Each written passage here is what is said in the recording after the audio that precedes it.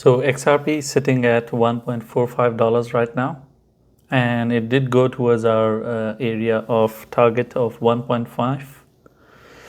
If you look at it, it's exactly 1.5. So we had a support at 1.2. I mean, I had explained that in detail before as well, that once a coin flips its resistance, then that turns into support. Of course, we wanted it to hold on to $1, and that's exactly what XRP did. It continued to hold on to $1 after it achieved it. It didn't break it. It only tested $1 one time. After it went up, it came back, it tested $1 here, and afterwards it didn't test $1 again. Of course, it continued to move sideways and was at the mercy of Bitcoin, and Bitcoin didn't crash. Bitcoin is holding at higher prices as well. It is holding right now between 96 to 99. It is holding in this range, and that's why when we look at XRP as well, it is holding strong as well. Of course, the reaction to 1.5 was a bit dramatic. It went to 1.5 and then it dropped dramatically to 1.35.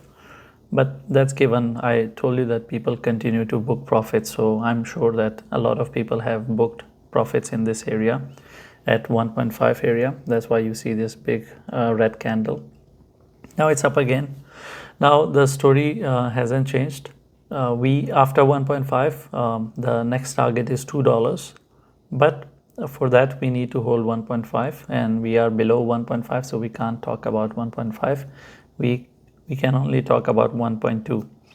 As long as $1.2 holds, I would expect it to go toward 1.5 and then eventually break that, and then we can start talking about the $2 target, which will be my final target with XRP.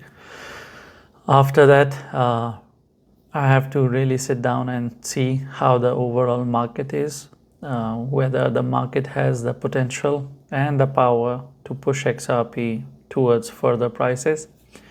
Because if we see that, like today, majority of the coins are not doing so well, but XRP is. So if we are sitting in a place like that, by the way, if you hear sounds, it's my cat.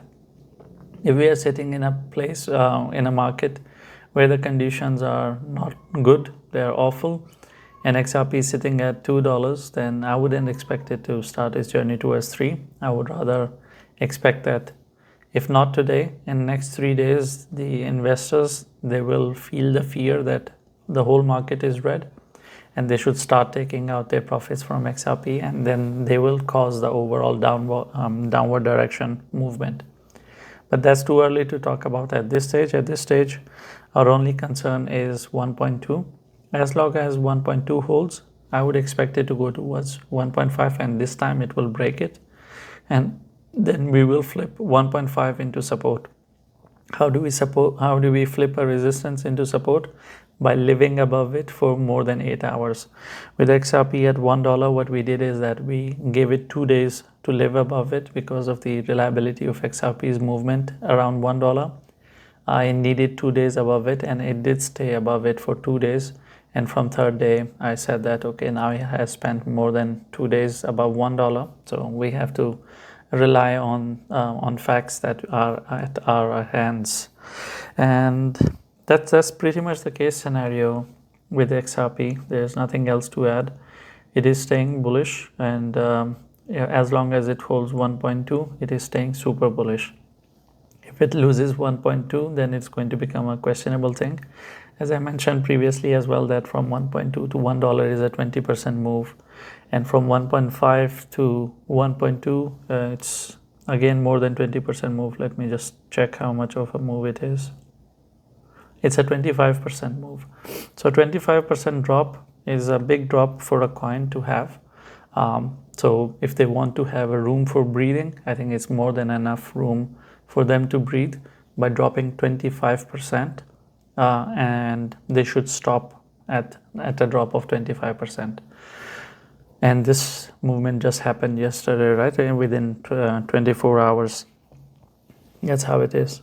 So a drop of 25% is not that dramatic. It should hold on to it. it shouldn't bleed further. If it is bleeding further, that's a first signal that okay, maybe something is happening. But I'll come back and I'll record, and that's XRP for you.